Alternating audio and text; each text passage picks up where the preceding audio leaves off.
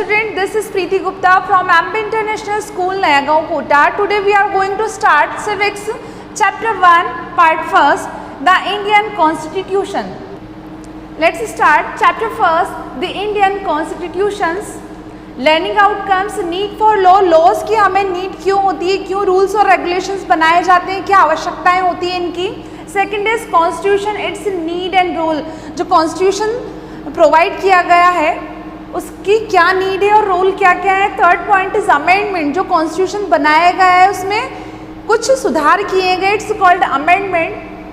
Fourth is law and the constitutions, constitution में कौन कौन से लॉ बनाए गए हैं ह्यूमन बींग्स के लिए.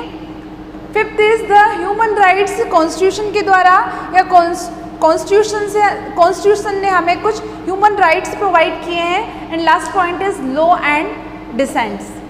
Introduction, all our actions are govern by a set of rules. हम जो भी एक्शन करते हैं या जो भी काम करते हैं वह किसके द्वारा गवर्न होता है, by a set of rules, rules के द्वारा. We have rules dictating our action in the society, at school, at workplace, in public places and even at homes. देखिए हमारा जो भी एक्शन होता है वह किससे इन्फ्लुएंस होता है, किससे इफेक्ट होता है, रूल्स से. और यह रूल्स न केवल सोसाइटी में होता है बल्कि स्कूल्स में हमें फॉलो करने होते हैं, वर्क प्लेस में जहाँ भी हम वर्क करते हैं ऑफिस में फॉलो करने होते हैं, इन पब्लिक प्लेस, यहाँ तक कि हम जब पब्लिक प्लेस पे या टूरिस्ट प्लेस पे घूमने जाते हैं वहाँ भी रूल्स को फॉलो करना होता है.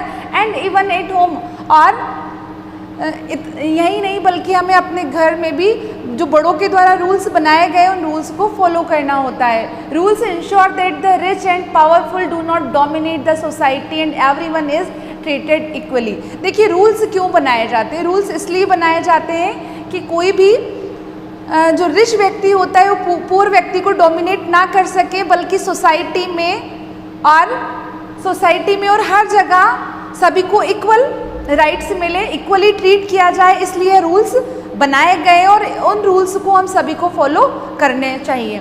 सम rules are made by the society, कुछ रूल्स सोसाइटी के द्वारा बनाए जाते हैं. Some by elders and the family, और जो फैमिली के रूल्स है वो फैमिली के एल्डर्स के द्वारा बनाए जाते हैं. And some by the state और द कोर्ट, और जो स्टेट लेवल के रूल्स होते हैं जो कि किसी कंट्री या किसी पर्टिकुलर स्टेट के सिटीजन्स को प्रोवाइड किए जाते हैं, वह स्टेट गवर्नमेंट और कोर्ट के द्वारा फॉर्म किए जाते हैं. The system of rules which a country और an organization follows to govern behaviour and ensure justice are called laws.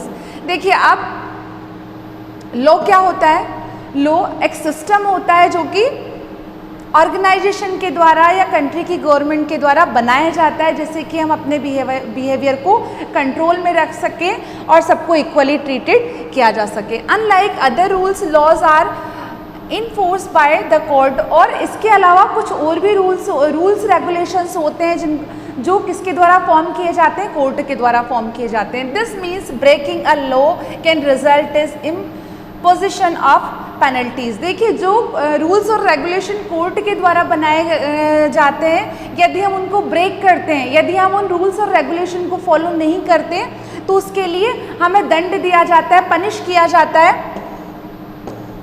तो जो हमारा बिहेवियर है उसे कंट्रोल में रखने के लिए हमें रूल्स और रेगुलेशन को फॉलो करना चाहिए, चाहे वह हमारा घर हो, चाहे वर्क प्लेस हो, चाहे कि पब्लिक प्लेसेस हो. नीड फॉर लॉज, अब जो लॉज है इनकी ज़रूरत क्यों है, क्यों हमें इनकी आवश्यकता है. A society without law and order would be in deep conflict and chaos. देखिए यदि किसी सोसाइटी में रूल्स और रेगुलेशन नहीं होंगे तो इनके बीच में क्या होंगे, लड़ाई झगड़े होंगे, कॉन्फ्लिक्ट होंगे. We need law to avoid these and the maintain peace and harmony. हमें लॉज की आवश्यकता होती है क्योंकि हम अपनी सोसाइटी में पीस और हार्मनी मेंटेन करना चाहते हैं, जो सोसाइटी है उसमें शांति बनाए रखना चाहते हैं, इसलिए हमें लॉज की आवश्यकता होती है. First point, the most important function of law is to ensure the safety of the citizen. देखिए हमें लॉ की आवश्यकता क्यों है, इसके लिए जो फर्स्ट पॉइंट दिया है द मोस्ट इम्पोर्टेंट फंक्शन, इसका मोस्ट इम्पोर्टेंट फंक्शन है law is to ensure the safety of the citizen. Law क्या करते हैं, अपने जो सिटीजन्स होते हैं, अपनी कंट्री के जो सिटीजन्स होते हैं उनकी सेफ्टी को बनाए रखते हैं. Second is in any community there will always be disputes over who should have what part of a limited number of resources law is needed to resolve such dispute। देखिए कभी कभी होता है कि किसी कम्युनिटी के लोगों को कम रिसोर्सेज प्रोवाइड किए जाते हैं तो उनकी ये प्रॉब्लम को सॉल्व करने के लिए लॉज बहुत ज़रूरी है। Third is law ensure that there is equal treatment and opportunity for all. Law क्यों बनाए जाते हैं? ताकि सभी सिटीजन्स को इक्वल अपॉर्चुनिटी मिले, इक्वल अवसर मिले और सभी इक्वली ट्रीटेड हो, irrespective and differences in caste, religion और सेक्स। और किसी भी चीज़ के बेसिस पे, चाहे वो कास्ट के बेस पर हो, चाहे वो रिलीजन के बेस पे हो, चाहे वो सेक्स के बेस पे हो, उनके बीच में भेदभाव ना किया जाए। Laws also exist to ensure that unfair social practices like caste system and dowry are not carried on। देखिए जो लॉ है वो क्या करता है? रोकता है अनफेयर सोशल प्रैक्टिसेस, मतलब जो सामाजिक बुराइयां हैं उनको रोकता है। जैसे कि for example caste system, dowry system, इन सबको प्रोहिबिटेड किया गया है लॉज के द्वारा। Law are and rules not only define what is right and wrong. देखिए जो रूल्स और रेगुलेशन है वह ये डिफाइन नहीं करते कि क्या सही है क्या गलत है, but also protect and endorse the rights of individual. बल्कि ये क्या करते हैं कि इंडिविजुअल या प्रत्येक सिटीजन्स के राइट्स को प्रोटेक्ट करते हैं। To give more importance to laws they have been added in constitution 2। देखिए लॉ को और भी इम्पैक्टफुल बनाने के लिए, इफेक्टिव बनाने के लिए हमारी गवर्नमेंट ने क्या बनाया है? कॉन्स्टिट्यूशंस बनाया है और कॉन्स्टिट्यूशंस प्रोवाइड किया है। Let's take the example of the dowry prohibition act to understand how a law can protect and prevent people from getting harm. हम यहाँ पर एक एग्जाम्पल के थ्रू समझेंगे कि जो डोरी प्रोहिबिशन एक्ट बनाया गया था वह किस तरह से वर्क करता है और किस तरह से वो प्रोटेक्ट करता है ह्यूमन बींग्स को। तो let's start the dowry prohibition act. Various laws have been pass to protect the rights and interest of women. देखिए हमारे कॉन्स्टिट्यूशन में बहुत सारे लॉज पास हुए हैं वुमेन के फायदे के लिए, वुमेन्स को इक्वल राइट्स देने के लिए। One such law is dowry prohibition act. उनमें से डॉरी प्रोहिबिशन एक्ट एक है। We have often heard about dowry deaths and ill treated of women by their husbands and in laws of dowry. देखिए आपने अक्सर सुना होगा कि किसी महिला को उसके हस्बैंड के द्वारा और उसके इन लॉज के द्वारा इल ट्रीटेड किया गया है, उसको नुकसान पहुंचाया जाता है। किस लिए? डॉरी, दहेज के नाम पर उसे नुकसान पहुंचाया जाता है। Earlier dowry was given by choice as a gift. देखिए प्राचीन काल में क्या होता था कि जो दहेज दिया जाता था वह गिफ्ट के तौर पर दिया जाता था bride and the groom to secure them financially. Bride और ग्रूम को, दूल्हा और दुल्हन को उनकी फाइनली सपोर्ट के लिए गिफ्ट दिया जाता था। But now it has taken the shape of A forced custom. लेकिन धीरे धीरे क्या हो गया? यह एक कस्टम बन गया, एक रीति रिवाज बन गया। Expensive gift, property, money and other valuable asset demanded by the grooms family.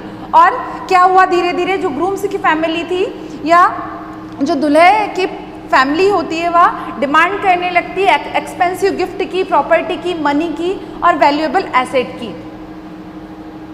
और किससे डिमांड की जाती है? ब्राइड की फैमिली से डिमांड की जाती है और उन्हें फोर्स किया जाता है कि जो भी हमारी डिमांड है वह पूरी की जाए। In our country women are ill treated if they do not bring enough dowry. और हमारे देश में यह प्रचलन हो गया था कि जब कोई ब्राइड या वुमेन अपने साथ इनफ डॉरी या दहेज लेकर नहीं आती तो उसे इल ट्रीट किया जाता है, उसके साथ अच्छा व्यवहार नहीं किया जाता। Even after receiving dowry there are cases of girls being harassed, tortured, starved, hard and even killed because of simple greed. देखिए कभी कभी तो ऐसा होता था कि जब कोई गर्ल अपने साथ डॉरी भी लेकर आती थी लेकिन उसके बाद भी जो इन लॉज फैमिली है या हस्बैंड है वह उसके साथ इल ट्रीटेड करता था और डिमांड करता था again and again for dowry. और कभी कभी तो मतलब जो ब्राइड होती थी उसे मार भी दिया जाता था। In order to stop this evil practice in India, और इसी बुराई को स्टॉप करने के लिए भारत में the dowry system was banned by passing the dowry prohibition act in 1961। और इसी बुराई को बंद करने के लिए भारत में एक एक्ट पास किया गया is dowry prohibition act in 1961। और यह जो प्रोहिबिशन एक्ट है कब बनाया गया था? 1961 में बनाया गया था। टेकिंग और giving dowries against the law and is the considered to be criminal offence. और इसके थ्रू यह लॉ बनाया गया था कि कोई भी व्यक्ति डॉरी की डिमांड नहीं कर सकता, और यदि वह करता है तो यह क्रिमिनल ऑफेंस के अंतर्गत आएगा। However the enactment and implementation of the Dowry Prohibition Act has failed to control this evil practice and related vices. Each one of us need to stand against this evil practice to put an end to this menace. देखिए अब हमें क्या करना है, कहीं पर अभी भी ऐसा होता है कि इस एक्ट को नहीं माना जाता और डॉरी की डिमांड की जाती है, तो इसमें हमें जो इंडियन सिटीज़न है उन्हें अवेयर होना पड़ेगा और इस एक्ट का यूज़ करके और हमारे समाज में जो बुराई फैली हुई है इसे कंट्रोल करना चाहिए और इसके अगेंस्ट हमें स्टैंड लेना चाहिए, इसके अगेंस्ट हमें खड़े होना चाहिए, तभी हम इस बुराई को रोक सकते हैं।